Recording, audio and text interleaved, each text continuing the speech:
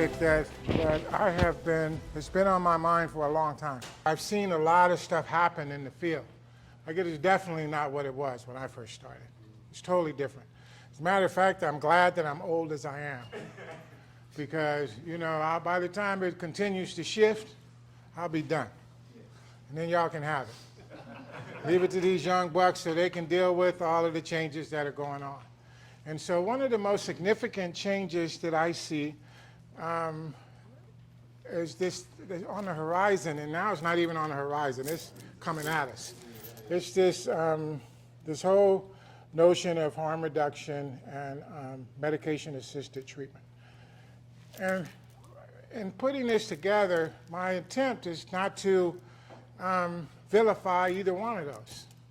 Like, that's not the answer. I get that. It's not about trying to make one. I always believe that the goal is to get to Philadelphia. I don't care whether you drive to Philadelphia, catch the bus to Philadelphia, ride your bike to Philadelphia, catch a train, fly. Just get to Philadelphia. And I learned early on in this business that there's all kind of ways to help an addict, alcoholic, get to Philadelphia. Philadelphia, in this case, being recovery. It's all kind of ways. There is no one size fits all, that's for sure. And you hear people always talking about, well, we do individualized treatment. Actually, most people don't do individualized treatment. People say, oh yeah, we work with dual diagnosis. Well, you work with a certain kind of dual diagnosis. Well, we're good with the LGBTQ community. Well, there's a certain kind of person in the LGBTQ community you can work with. And so, well, we work with black people. Well, you can work with a Colin Powell kind of black person, but can you work with a Lil Wayne kind of black person? I mean, there's all kind of different black folks, right? So in this regard, and I have some strong, I'm in recovery, and I've been clean a long time. I'm a 12-step guy, and I came into this with real strong opinions about what worked for me, with the idea that what works for me should work for you. And that was cool if I'm your sponsor. But if I'm your therapist, you're your clinician, the counselor working with you, then that's not cool. Because what keeps me clean might get you loaded. What worked for me may not work for you. But because I was oriented, I was brought into the field at a time when people didn't have to be licensed or credentialed to work in this field. And the primary qualification, including my own, my credibility and my qualification was my personal experience. The fact that I was in recovery. And I could, quote unquote, quote, speak 12-step fluently. I was knowledgeable about 12-step meetings, and I could speak the language fluently. That got me hired. I didn't have no credentials. I told you yesterday that when I had 6 months clean, I got a job as a counselor because I couldn't get no other job. I had no experience, no credentials, nothing. Same as Rich. We came in just raw, right from the streets, right from the hood, running our mouth, and got a job being a counselor. And so because my orientation was, you share your experience, strength, and hope. You tell people to go to meetings, get a sponsor, don't use in between meetings. You do some service. You tell people once too many and 1,000 is never enough. This is a program of complete abstinence where we learn that we try to substitute one drug for another. We release our addiction all over again. These were really strongly, deeply embedded concepts. So when people came to the rooms and said, well, I don't know about that, we told them, you're in denial. You're minimizing, You don't know nothing about this. If I want to hear about how to use, I'll ask you. Otherwise, you need to take the cotton out of your ears and put it in your mouth because your best thinking got you here. Keep it simple, stupid. That kind of stuff. And so when people first started talking about harm reduction, when people first started talking about methadone, and then when buprenorphine came up, Suboxone and Subutex came around, I was like, no, man, come on. I wish they'd have told me in the beginning I could have a little bump. You can get high a little bit, just on the weekend. You can take just a little bit. It ain't going to get you too high, just about this much instead of this much. It's all right. I'd have been all over that. All over that. And so when people first started talking about that, I wasn't feeling it. And I actually got mad. I tell people, it's like somebody telling you, when people tell you that the 12-step program don't work for them, it's bunk and it's BS, and that's like somebody telling you your baby is ugly. Like we got strong attachments to our convictions about what we do. And so I say all this to say, like many of us who are in recovery, we were very adverse to the idea of doing something different than what we did. I fired a lot of therapists. I had to let people go because they couldn't separate their own recovery from their work. They wanted to turn a group therapy session into a 12-step meeting. They spent too much time self-disclosing and sharing their experience, strength, and hope when they should have been listening. They would beat up clients. They were judgmental to clients. They shamed clients. And I know that doesn't work.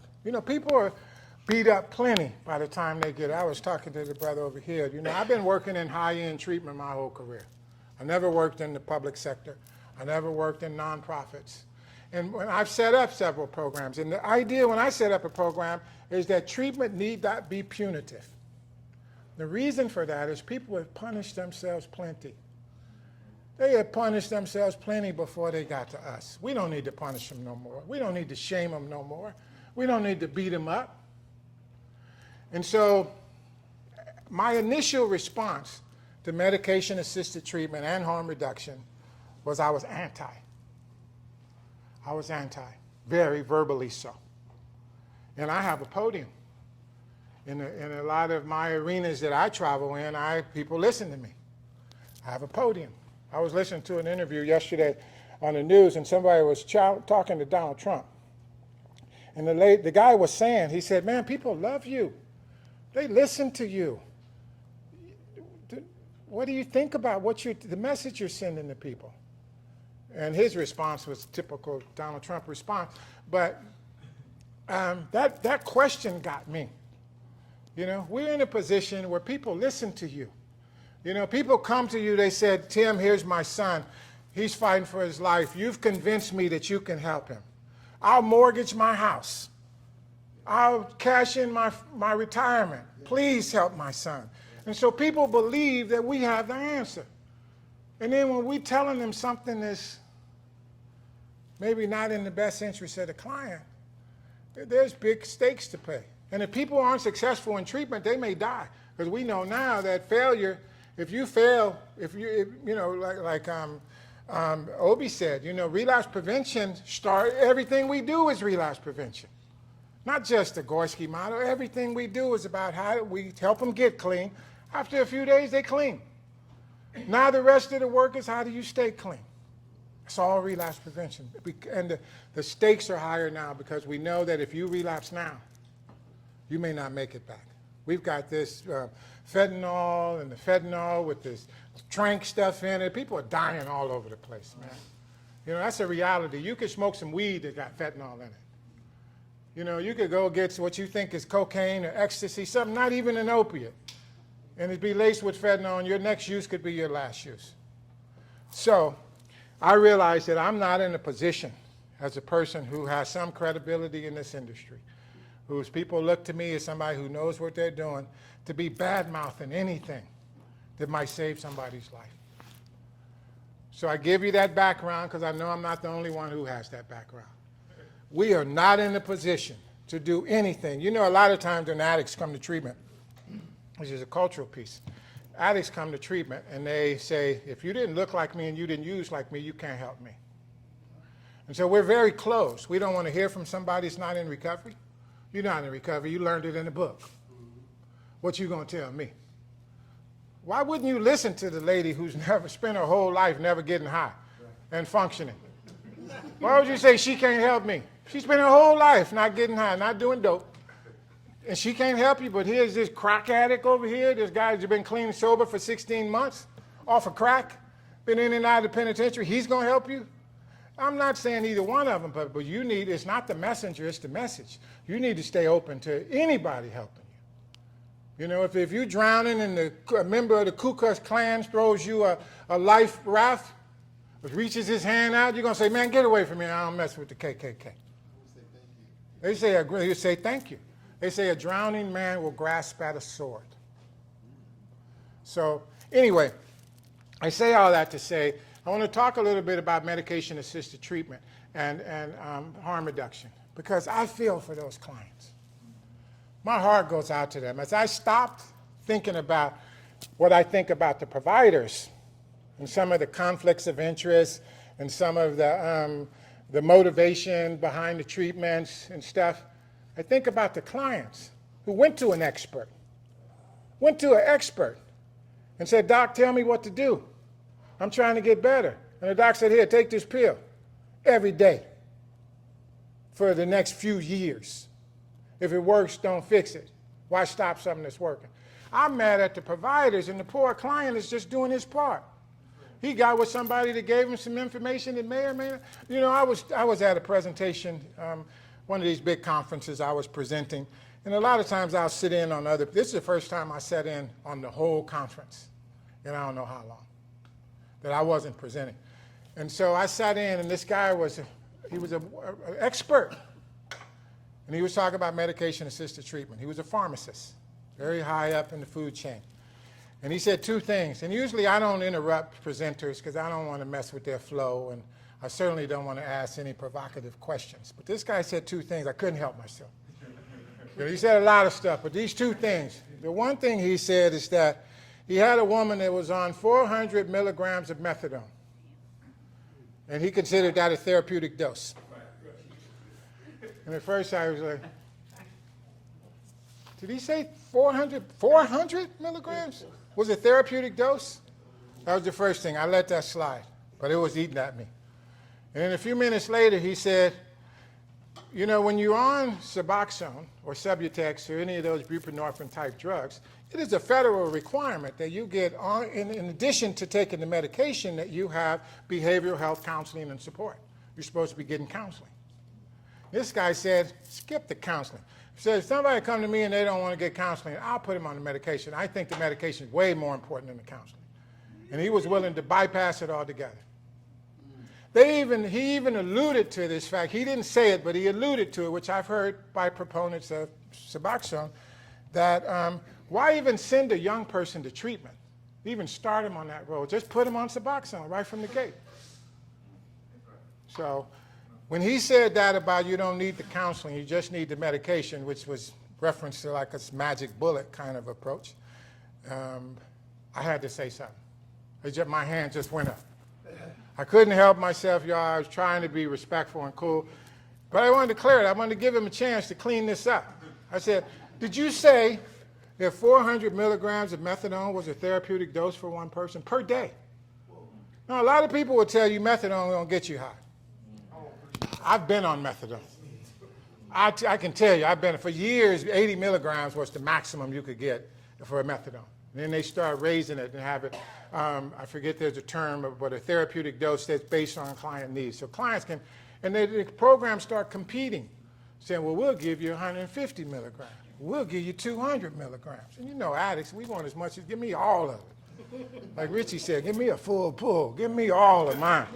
I want the whole shot, right? And so 400 milligrams, he said, yeah, that's a therapeutic dose.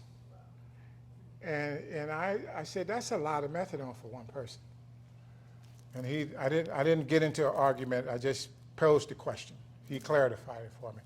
And then I said, are you saying that people don't need the counseling that goes with the Suboxone? He said, yeah. He said, I think the Suboxone itself is much more important than the counseling. If somebody didn't want to do the counseling, I wouldn't insist on it. And I walked out. I just left. I couldn't do it. So anyway, having said that, and then I thought about the client. This poor guy that's going looking for some help. We see him in the I go to Narcotics Anonymous. I'm an NA guy. And we see the clients come into the rooms.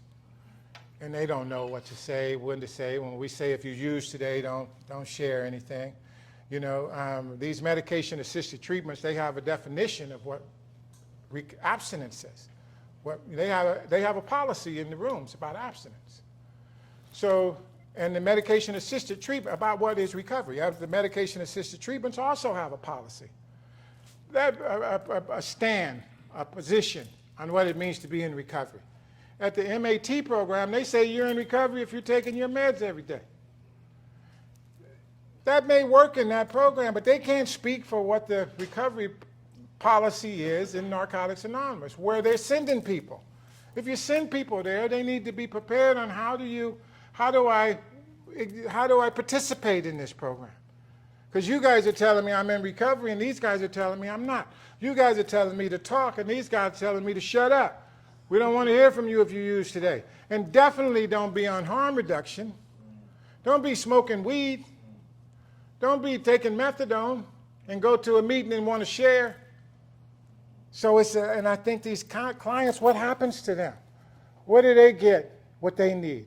And so this presentation with that backdrop was an attempt to have an idea about relapse prevention with this population. I'm not going to even address more than I just have. That was more than I meant to say. But I didn't mean, I'm not going to address the politics or the fact that how it's being done and implemented and has been used. It's here. You know, it's here. So you can either let go of that resentment or get drugged. One or the other. They're going to drag you along, or you can let go of that resentment and get into the solution. And so this is about the solution, what I think is kind of solution-based stuff. Kenneth, you still got that pointer by chance? Oh, thanks. Sure. On the other side of the box. Thank you. Sure. All right, and I'm going to try to breeze through this because we got my man Al coming up in 45 minutes. So let's think about some changes we've already had to do. We've had to make a lot of changes in this business. How many people have been in this business more than 10 years? More than 15 years? More than 20 years? More than 30 years? Okay. So me and Tim and Bob are the old timers. So we have, all of us, just think since you started, whatever time you started, think of the changes you've already seen. And you had to adapt to it. So here's some of the stuff we saw. Back in the day, we didn't even want families involved in treatment. Early on, we considered families got in the way. They were a nuisance. So a lot of times there was very little family involvement. They told families go to Al-Anon. But we didn't have these big old family programs that they have now. We didn't send supplemental questionnaires to family to get collaborative information. That wasn't happening. We felt like the family was part of the problem. And so a lot of people would get support, and as Obie and Martin said, they would go back to a family system that was dysfunctional. And what we've learned over the years, that a family can undo in 6 days what a treatment program took 6 months to put together. So we figured that out the hard way, get a family program, get the family involved. Remember when managed care first came out? See, we used to get, as providers, we used to get to determine the level of care and the length of stay. So if Sue came to my program and said she wanted to come to rehab and she had insurance, I said, come on in. And she said, I said, when's the last time you used? She said, 3 months ago. But it's not, I don't feel comfortable at my house, and it's a lot of drama going on there. I need to be in a safe place, and I liked it when I was in treatment, and I'd like to just come back to the program. Okay, come on in. And we had carte blanche to admit if you had insurance, you could come in. We were admitting people all over the place. The admission criteria is you had insurance. You had a payer source, right? And managed care hit in the early 90s, like 90, 91. And managed care said it was an intermediary between the insurance company and the treatment program. They told the insurance companies, look, you're wasting a lot of money. Those treatment programs aren't working. Look at the outcomes. Look at how many people relapse. Look at the recidivism rate. They said, give us $100,000, so to speak, a pool of $100,000. Send all your substance abuse clients to us first. Let us screen them to find out exactly what they need. And we'll authorize whether they'll go, and we'll pay out our $100,000. And that's kind of how it started. And so now the insurance company, if you had a Cigna insurance, and you called Cigna, who's paid for your treatment 10 times, you call them and say, I want to go to treatment again. They said, oh no, well you got to call United Behavioral Health Services first, because they're now screening all of our people. And you call United Behavioral Health, and United Behavioral Health says you don't need to go to residential. You need to go to outpatient. They said, why? I always go to residential. And even colder, the program, the United Behavioral Health will call the treatment center and say, why do you want to put Sue in residential? And they say, because we always put her in residential. And they said, well, we want her to go to outpatient. And he said, well, why outpatient? We said, no, we don't want her to go to residential. That's what we do. We do residential. We don't even have an outpatient. And they said, we're going to send them to somebody else that has outpatient, a full continuum of care.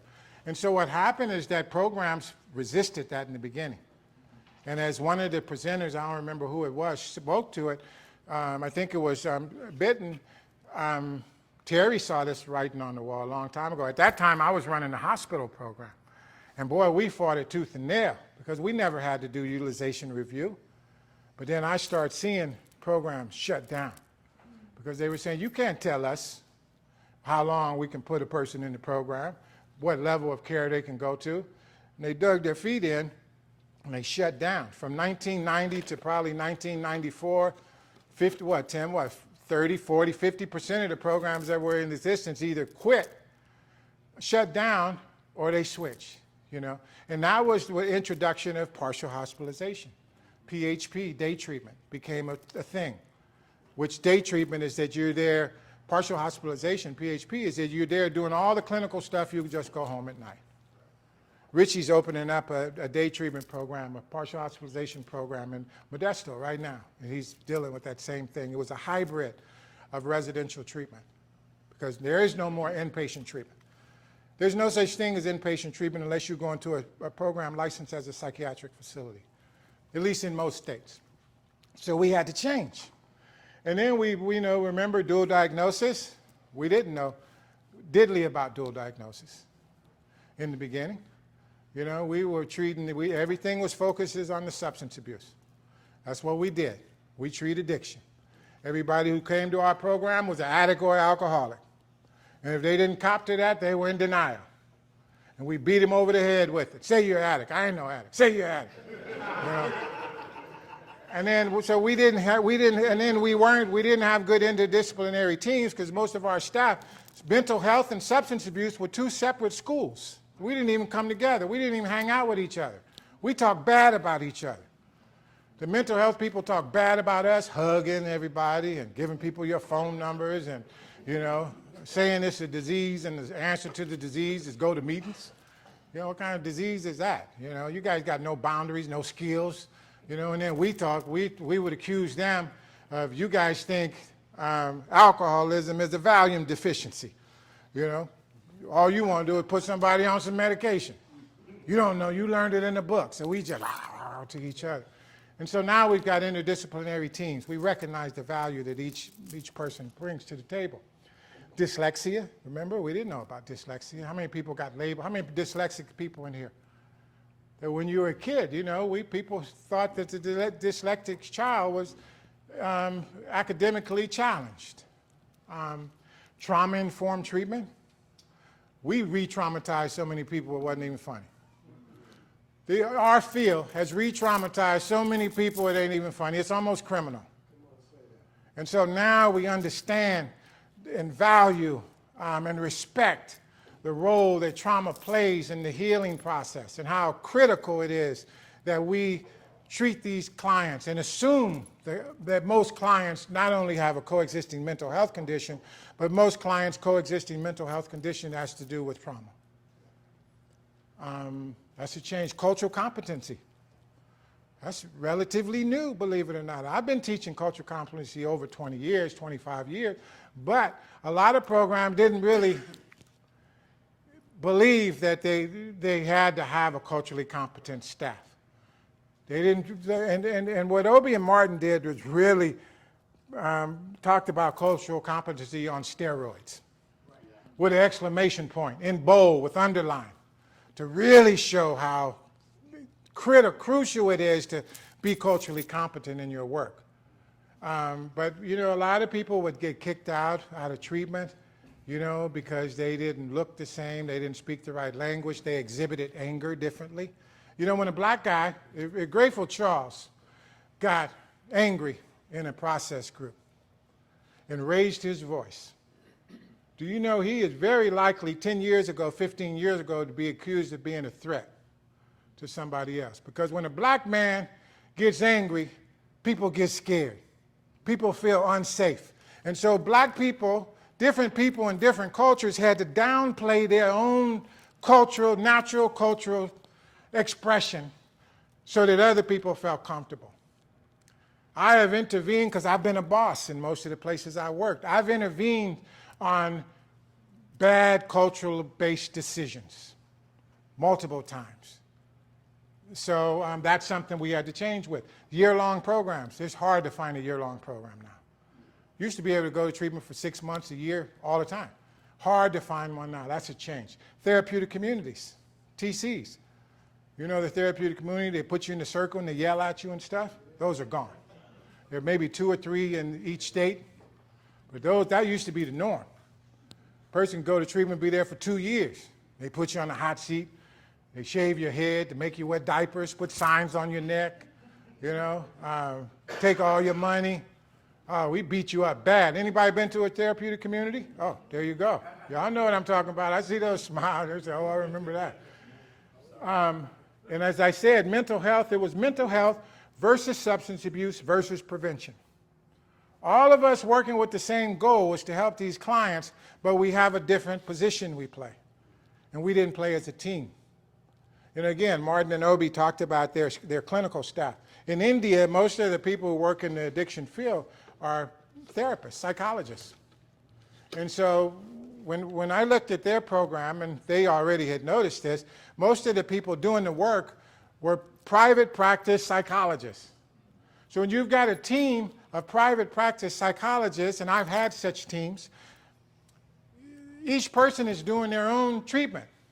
It's not a team effort. It's not a collective, universal effort. You got 3 primary therapists doing primary therapy how they see to do it. And that's how we did for years. And now we've got more collaboration, more case management, more cross-referral, more respect for what each person's role is. Like if you got a football team, everybody plays a different position. You don't have 12 centers. You don't have 12 wide receivers. You got people play defense, offense. You got coaches, cheerleaders, a bench.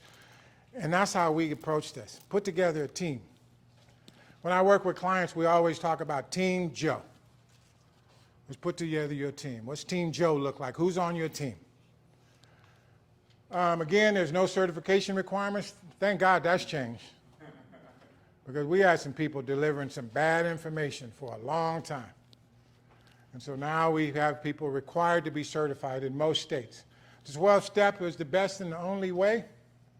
That was really dangerous because as much as I love the 12-step program, I know a whole lot of people it will never work for, ever. You know, my wife, for example, is not an addict or an alcoholic, but she's also not a group person. She would never do well in a group. You know, she wouldn't share. You know, they talk about honesty, open-mindedness. Well, she ain't sharing nothing. You ask her, she'll share in a one-on-one, but she is not sharing her business in the group. And she don't want you running up on her, hugging her.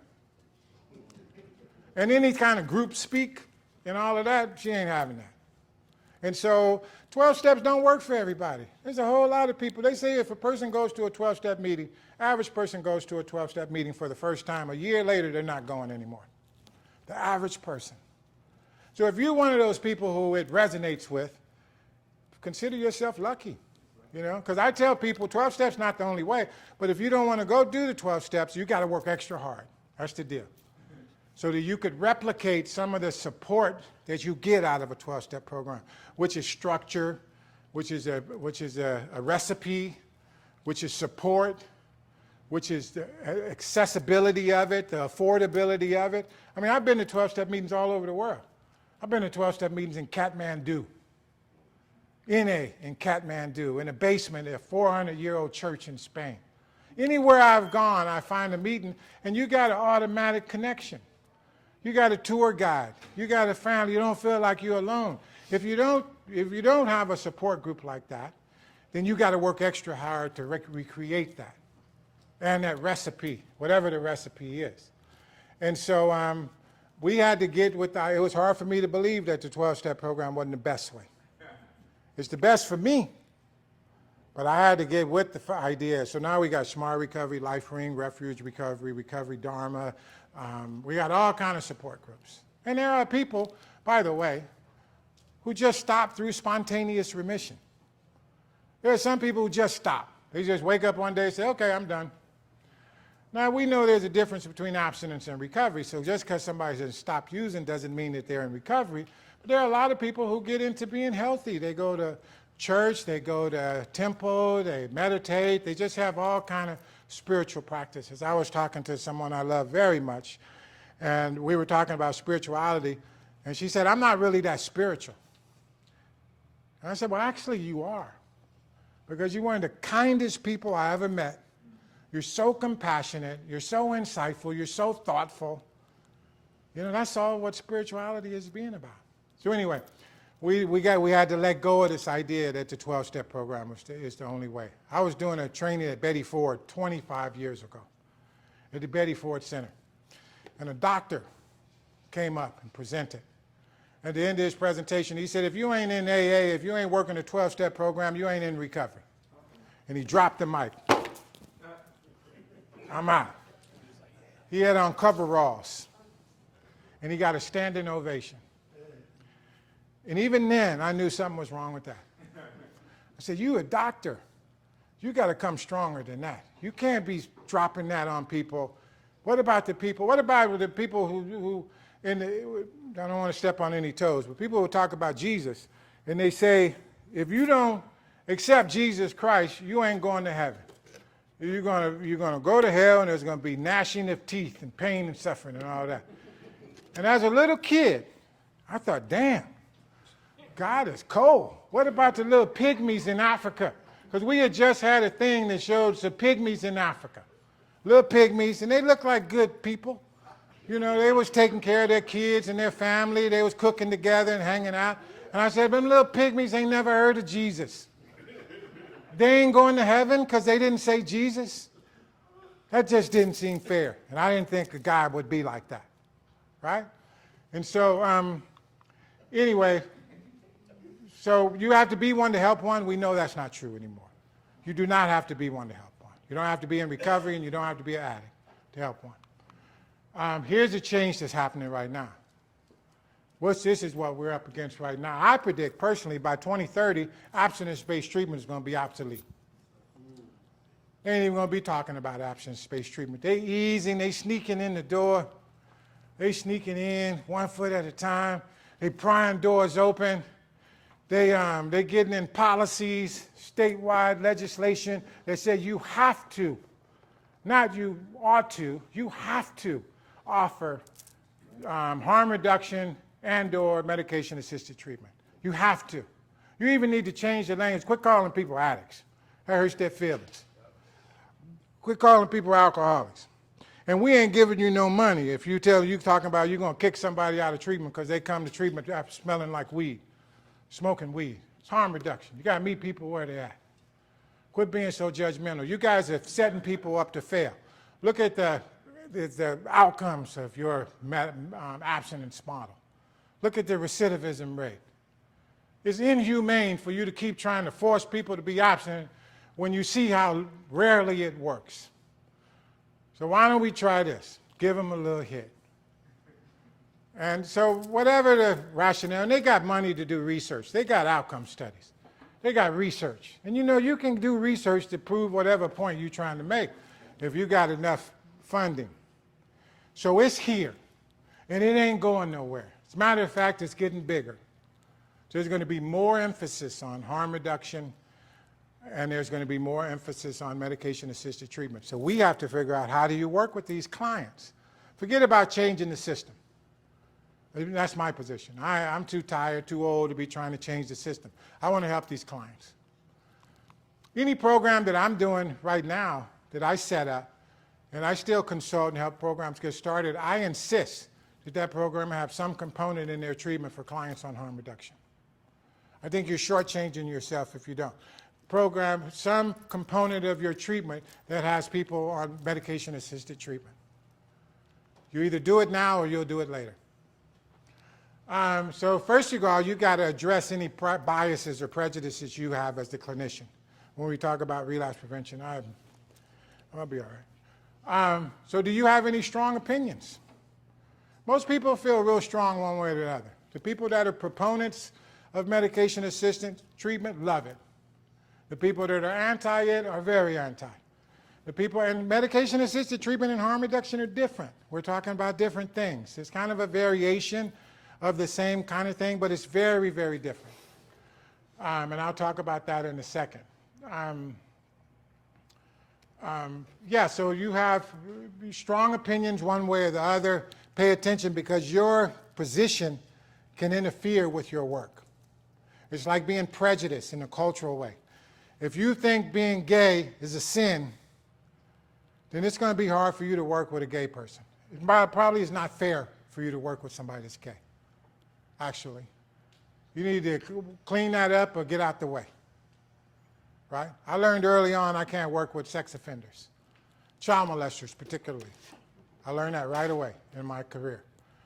And I came to realize that I don't have to work with everybody. There's some people that I just can't work with. If you find that your prejudice, your bias is so strong that it doesn't allow you to be objective and empathetic and fair with the client, then you shouldn't be working with them. So the same thing applies here. If your position about harm reduction is so strong, or your position about medication-assisted treatment is so strong in a negative way, then you probably ought to not work with those clients. That pharmacist also said something at that presentation. He talked about how effective medication-assisted treatment was. Oh, it's so effective. Studies have shown this, this, and this. And I pointed out to him, I said, you failed to mention how effective abstinence-based treatment can be. Because they both work. So don't say one without the other. When your negative self-talk is beating you up, when your head is talking to you like a dog, how many people got a head that talks to them like a dog? Right? Most of us wouldn't even hang out with people that talk to us the way we talk to ourselves. So if you're in one of those days where your negative self-talk is off and running, give at least half the time to your positive self-talk. Give at least equal time. If you spend 20 minutes beating yourself up, then spend 20 minutes lifting yourself up. Give equal time. Because you probably won't be able to stop either one of them all the time. So you can be pro-harm reduction and be anti-abstinence-based treatment, and you could be pro-abstinence-based treatment and anti-harm reduction. And what I think the answer is to be fair, to recognize the pros and cons of each one, recognize what's best for this client. And how do I determine that? When do you determine somebody's appropriate for maintenance? When do you decide that a person's appropriate for methadone maintenance? Or buprenorphine, Suboxone maintenance as opposed to detox. When Suboxone first came out in 1990, they were using it off-label as buprenorphine, and it was a game changer because we were seeing junkies, heroin addicts, being able to go to group in 3 days. They come into treatment in full-blown detox, and what had historically been 10 days before they could function in treatment, 3 days later they were in group, clear as a bell. We thought, damn, this is the bomb right here. This is so cool. We were so excited. And then the drug companies started saying, well, don't take them off of it. Keep them on it when they get out. Keep them on it for a couple of months. And then a couple of months became a couple of years.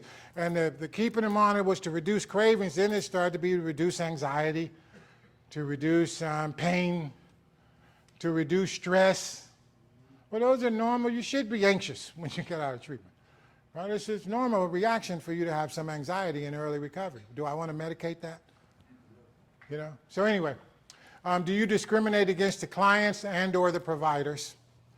I think a lot of us discriminate against the providers, and that discrimination may leak over onto the clients. I think our real resentment is towards the providers, those of us who have strong opinions. is your opinion well informed? And that goes vice versa, because some people who are pro medication-assisted treatment are anti abstinence-based treatment. So you got to be fair. You got to say, where did all this works. These are all tools in my toolbox. These are all techniques that I could use. Somebody mentioned taking the relapse prevention training, the 5-day relapse prevention training, in which you will learn a couple dozen new clinical techniques. It's rare that you'll use all those techniques with one client. You will sometimes, but it's rare. So what most people do is they open their toolkit, their therapeutic toolkit, and they're able to pull out 3 or 4 of them that they're going to use for this particular client. And so that's how we use with this. Harm reduction, medication-assisted treatment, abstinence-based treatment, faith-based treatment, adolescent treatment. These are all tools. We assess the client, and we say, what might work best for this guy, this young lady? Address your own prejudices and biases like you would in a cultural situation. Treat this just like you would treat any prejudice that you had against a certain race, a certain religion, a certain sexual preference, etc. Socioeconomic class, drug of choice. You know how you treat the person whose drug of choice is Jack Daniels versus the person who's smoking crack. We used to have a drug, it was really in the Midwest, but they called them T's and Blues. Tall ones and, remember those? Yeah. Teddies and Betties. Tops and bottoms. T's and Blues. And it was a really poor man's speedball. You know, for $10, you could shoot speedballs all day long. For $10. To a tall one and some kind of antihistamine that they would mix. And people got big abscesses from it, but they didn't care, they did it. But anyway, when people came in and their drug of choice was T's and Blues, they were like, ugh. We turned our nose up at it. It was like that with crack for a minute until crack got into the replaced freebasing, right? Anyway, because your issues can cause harm. So what is harm reduction? Harm reduction is an approach that emphasizes engaging directly with people who use drugs to prevent overdose and infectious disease transmission, to improve the physical, mental, social well-being of those served, and to offer low-threshold options for accessing substance use disorder treatment and other healthcare services. Because you used to be excluded.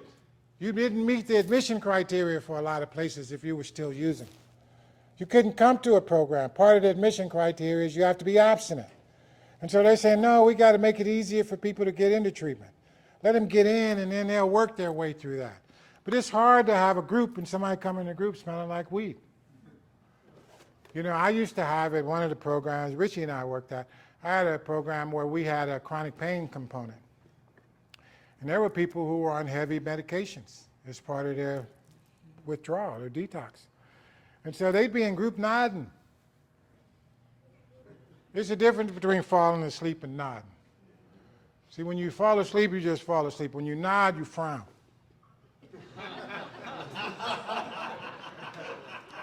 And for a person who uses opioids, we recognize that. And then that triggers some stuff in us. So he's sitting in group. I remember one time I went to a play in San Francisco. I saw Biloxi Blues with, I forget the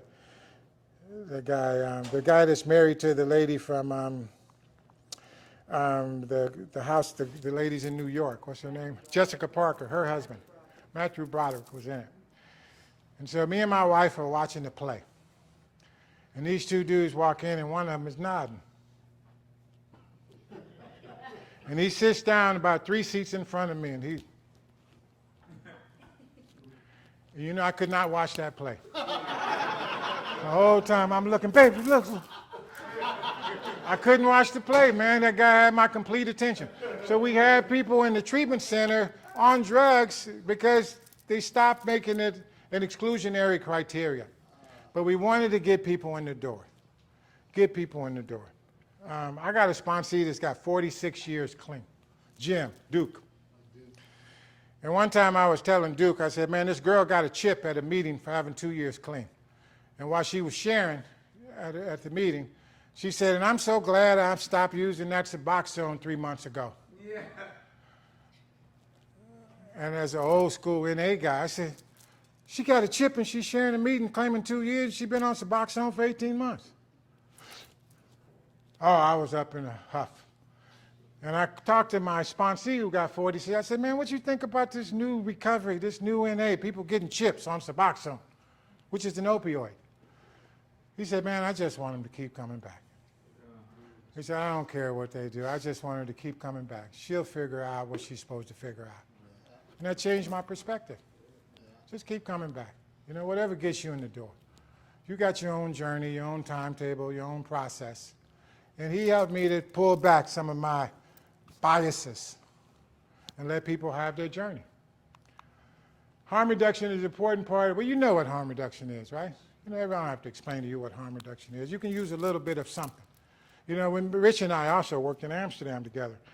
And in Amsterdam, when I first got to Amsterdam, I remember talking to clients about not using, you know. And so in Amsterdam, they have hard drugs and soft drugs. So they come into treatment for hard drug use. They're not planning on stopping hash, stopping weed, or stopping drinking. They'll stop the heroin, the cocaine, the meth. But when you start talking about total abstinence, they look at you like you're crazy. So we were involved in helping the first abstinence-based treatment center in that country. And they moved on to a more abstinence-based model. So harm reduction just says you don't have to stop everything, but minimize, stop the worst thing first. Progress, not perfection. Slow motion beats no motion. That was the idea. And harm reduction was actually part of a public health model, saying I'd rather you be at the methadone clinic at 6 o'clock in the morning than breaking in my house at 6 o'clock in the evening. So it was really to protect the public health. It's questionable, debatable, whether it's in the best interest of the addict. So for the sake of time, I'm just going to run through this. I just want to plant some seeds for you. So that's what I'm going to do. Just want to plant some seeds. So I want you to think about what your own opinion about harm reduction is. Can you see that there's a place for it? Can you see that for some clients, asking them to be totally abstinent is not realistic? I had a client who was a lawyer. He was a GQ young guy, 30-something-year-old guy, suited and booted, GQ, sharp as a tack. And he hung out with this lawyer crowd in San Francisco, and they went to clubs, and they played golf, and they drank and did cocaine. And he wound up hooking up with a girl from Trinidad who was a Christian, a sister, good girl, beautiful. Really, she was a Christian though, and she didn't have a party. And she had sickle cell, so she couldn't handle a lot of stress. And he was stressing her out. They were getting married. I actually went to their wedding. And she wanted him to get clean. He didn't want to stop drinking. He said, I get that cocaine is a problem. You know, I get that cocaine, I'll stop using cocaine, but I don't want to stop drinking. And so I set up, that was the first time I really set up a harm reduction treatment with a client. And so what we had to do was figure out, okay, first of all, let me be clear that I encourage you to be abstinent. I don't think drinking is the way that you find out you're not a good candidate for harm reduction is by your failure. And we know that if you fail, you may not make it back for another chance. So I said, well, let me be clear. I want to go on record saying I'm promoting abstinence. If you want to try harm reduction, let's give it a shot. You know, they had a program called moderation management years ago. And a lady who started that program killed some people in a drunk driving accident. So moderation didn't work for her. And she admitted that before that accident happened. But anyway, so me and him came up with a plan. Let's come up with a plan. What is recovery going to look like for you? If you're going to drink, what is that going to look like? Okay, we came up with, in his case, I remember it was like he could drink 4 times a week. He could drink no more than 3 drinks per occasion. And he needed a journal every time he drank. And we got together, I wanted to talk about how that was. We wanted him to examine his relationship with alcohol. And inevitably, he didn't make it with that. It didn't work for him. He wasn't a good candidate for harm reduction, but that's the thought. Whatever they're using, we talked about sugar addiction and the fact that eating disorders, sexual recovery, they're not really about abstinence. It's about defining what your bottom line behavior is, or defining what your eating style will be. And then when you stray from that, That's your relapse process. So the first step, if people don't want to be totally abstinent, the first step is to find out, first go on record. If you're promoting abstinence, say, I want to go on record that this is my vote. My plan would be for you to stop using altogether. But you got another plan, so let's try your plan. Let's put some rules around it. Let's build a fence around it, see what it's going to look like. And then if it doesn't work, let's revisit my plan. But I'm going to support you with your plan first. I'm going to assume that you are the expert of your own life. Right? I got some ideas about what I think might be best for you, but this is your life, and you're a grown-ass man. Let's give it a shot. And I'm going to support you. But let's put some rules around it. Let's have some accountability. And that's what you do.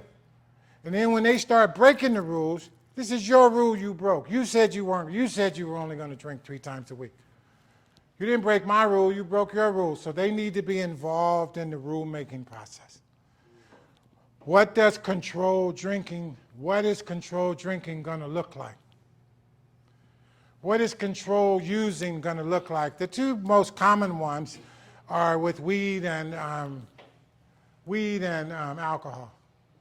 Like I wouldn't work with somebody to come up with a plan for controlled use of crack or even heroin.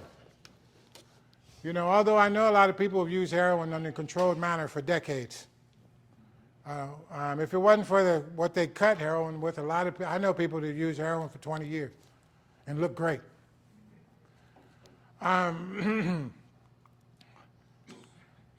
So that's how you go with the harm reduction thing. You go on record saying, I'm promoting abstinence. This is my plan, but you want to try your plan first, so let's set some rules around it and write up a treatment plan. Get a contract. And always in the contract include specifics, concrete, specific, and measurable goals. How much, how often, and what's your reaction to it. Journal, and then follow up. A lot of accountability. I want you to check in with me.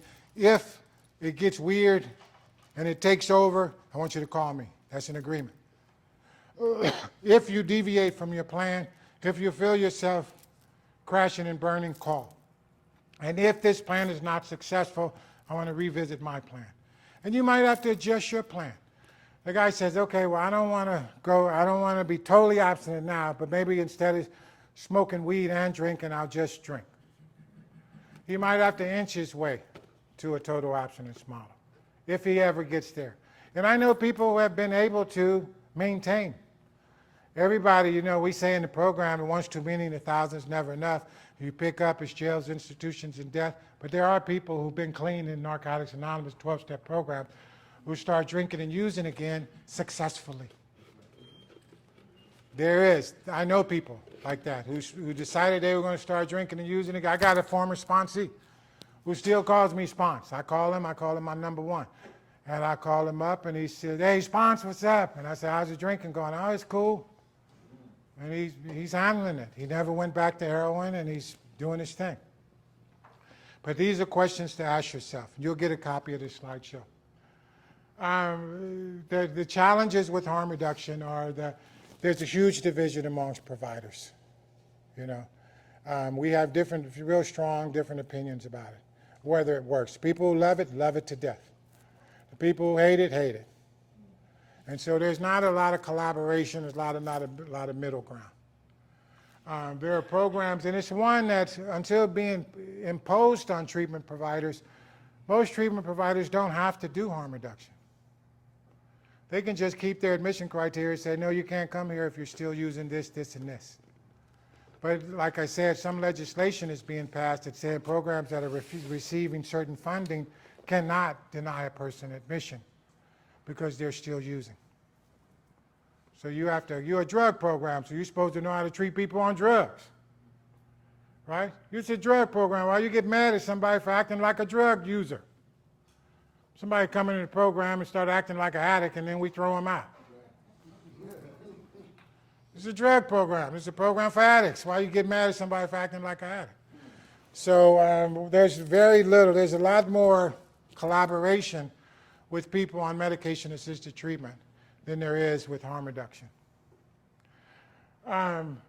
you got to decide who's a good candidate for harm reduction. You know, who do you think can actually moderate their use, control their use? Because for me, I've been clean going on 37 years. For me, but I still believe that if I get high, it's on. If I give myself, it's not the drug, it's the idea that I'm telling myself it's okay for me to be high. And I'm scared of that. I have a huge respect for the way that my addiction worked in my life. And so for a lot of people, once they tell themselves they can get high, moderation is not their strong suit. If I was good at moderating, I wouldn't have been here in the first place. Because we all tried to moderate before we got here. We switched drinks. We decided we were just going to use on the weekend. We weren't going to shoot up. We were only going to spend $20. We were going to quit hanging out with these people. We all tried that. Most of us tried that. So who's a good candidate for harm reduction? As we know, most of them don't fit in 12-step programs. And so they don't go. They don't go to the programs. They go in there, they don't feel welcome, and they say, forget this. This doesn't work for me. Everybody's talking about not using, and I still use. And it puts the person, when you put somebody in harm reduction, it forces them to have tools to moderate. It's based on the assumption that they have what it takes to moderate. That's a tall order. That's a tall order to say you can use a little bit. There's a lady named Marty Mann, pioneer in addiction treatment. She had a thing called the Mann test. And she said, you can tell if somebody's an alcoholic. Tell them to have 2 drinks a day, no more, no less. 2 drinks a day for 30 days. A real alcoholic won't be able to do that. Because a real alcoholic won't be able to control the amount they drink. They can't predict consistently the amount, the frequency, or the duration once they put it in their system, consistently.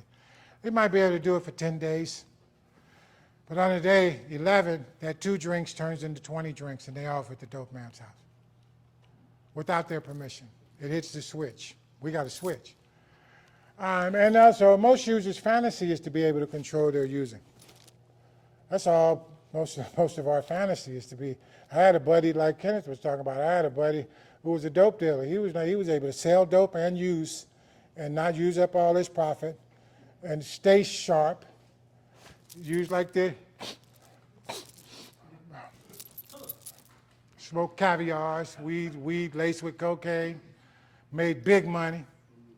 And I was like my hero. I wanted to be like Billy, St. Louis Billy. You remember St. Louis Billy? I wanted to be like St. Louis Billy. They wound up killing him, by the way. But anyway, most people's fantasy is to be able to do that. And then what we know is failure can be fatal. If they don't make it, they may not get it back for another chance.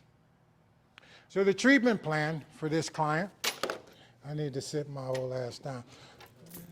I'm tired.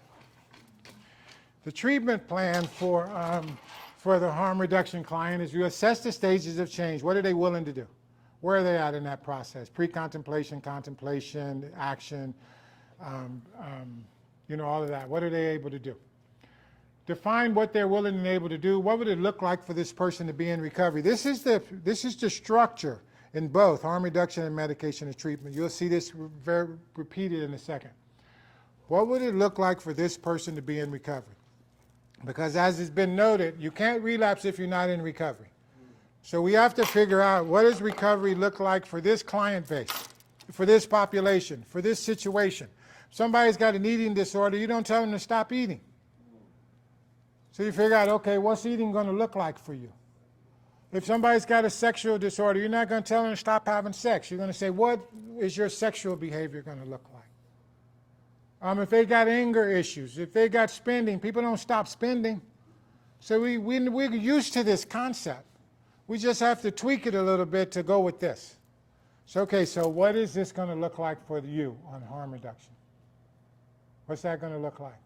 Let's come up with what recovery from this will look like. And then from there, we can start seeing the relapse progression. This is what you say you're going to do. Obviously, when you stop doing that, you're in relapse. That simplifies it away. Then a lot of monitoring and reporting, a lot of checking in. Weekly check-ins. How you doing with your plan? Journaling is super important. Have them journal so they can get in touch with, what I ask them to do is I want you I want you to pay attention to your relationship with drugs and alcohol, with food, with sex, with spending, with gambling. I want you to pay attention. Now, some things you can stop, like gambling. You can just quit gambling, right? You can quit gambling. But you don't tell people to quit having sex. You don't tell people to quit eating. So what's your relationship with food, with sex, etc.? You want them to gain some insight around that. So the journaling is super cool. Have a backup plan. If your plan doesn't work, what's our backup plan? You know, I got this, one of my sons wants to be a pilot. He's 6'6". He weighs 310 pounds. He got to lose 50 pounds before he can even be a pilot, go to flight school. So he had a backup plan. And so he just got a job being he's a chef. And he just got a job being a director of dining at a rehab. And so that's his backup plan. But what he really wants to do is be a pilot. And he's the kind of guy that can make that happen. Yeah, he's a great chef, yeah. Be clear about your recommendations and don't be apologetic about your recommendations. In this business, people pay us for our recommendations. That's your tool. People pay you because they want to know what you think. What do you see? What do you think? What's your opinion? So don't be shy about telling people what your opinion. Just be willing to know that your opinion might not, your perspective might not be right. It might not even be right for them.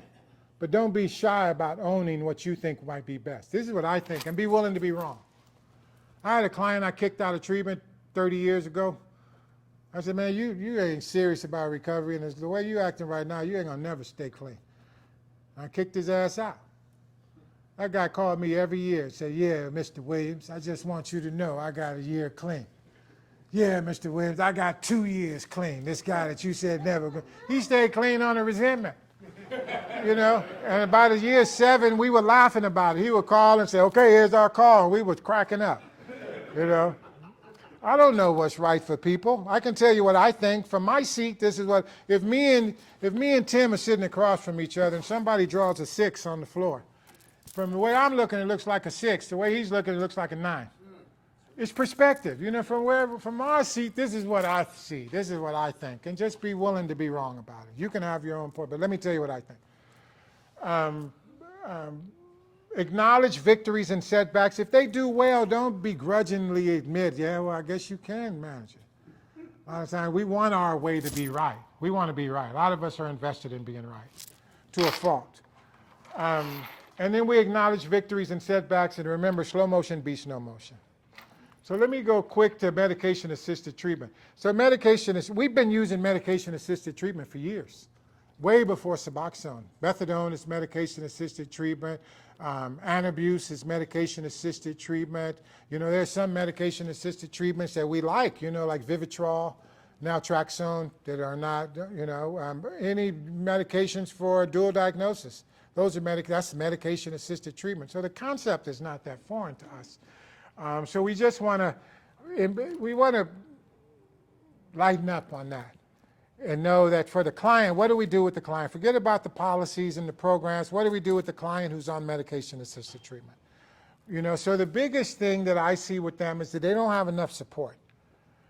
So I think what would be really cool is if there were some self-help support groups for clients that are on medication-assisted support group, medication-assisted treatment. We used to have Dual Recovery Anonymous. Used to be a 12-step program for people that are on psych meds. We have a lot of specialty support groups, grieving support groups, hepatitis support groups, HIV support groups. There ought to be some, you know, and we could do that as treatment providers. In your program, I've started programs where I said I want you to have a tract in your program that takes clients that are on medication-assisted treatment. They could go to their own groups, they have their own support system, they feel safe talking about exactly what they're doing with no shame and no guilt placed on them. You know, we're on Suboxone. Cool. How's that working? You know, and they talk about the pros and cons of Suboxone. Cecil Williams, a Methodist pastor in San Francisco, started a program in the 80s called Facts on Crack. And that program had 3 components. It was outpatient. He had 3 groups. Group 1 was you could come and talk about being on crack. Whatever you want to talk about, come and talk about crack. I like crack. I miss crack. I wish I had some crack. I hate crack. You just come and talk about crack. The second one is that you wanted to be off of crack, but you didn't want to stop other drugs, harm reduction. come and talk about, I don't want to be on crack, but I still want to use. That's what you talked about. The last one was that you wanted to not use everything, total abstinence. People showed up to treatment, they went to whatever group felt most appropriate. They placed themselves.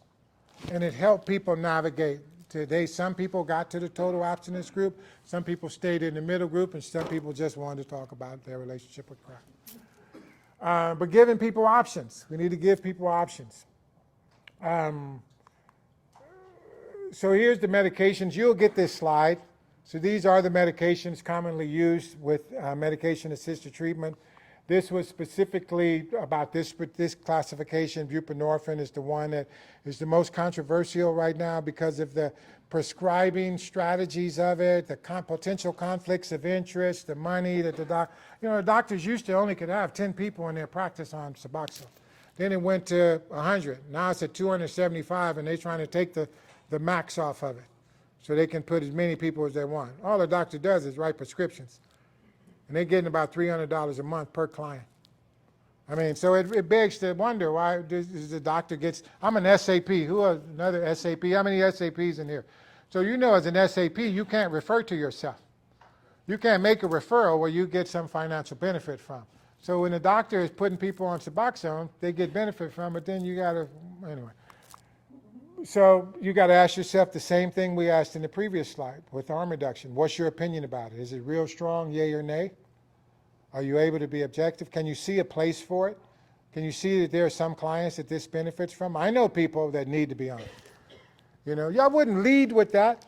I tell people, don't lead with your money. I know rich people, they lead with the fact that I got this, and that. Don't lead with that. Don't lead if you're beautiful. Don't lead with your being attractive. Lead with your, so that you wouldn't lead a client, start a client off on medication assistance. Let's start with methadone. Let's start with Suboxone.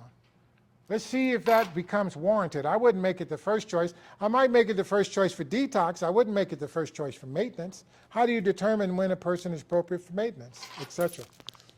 And this lady told me one day at a training where I was on my high horse about methadone, and this lady walked up to me and she said, Mr. Williams, I appreciate what you said, but I want you to know that methadone kept me alive long enough to get clean. And I sat my ass down. I shut up and sat down and said, thank you. I need to remember that. I need to remember that. She needed that. That was her entryway. I remember being clean for me was I wasn't shooting dope. I tell people, yeah, I've been clean for 2 weeks. Because I wasn't shooting dope. That meant I was clean. We had evolving different definitions of what it meant to be clean. Okay, for the sake of time, I'm going to stop. But it follows the same, and then in here is the Narcotics Anonymous and AA statements about medication-assisted treatment. They are very specific.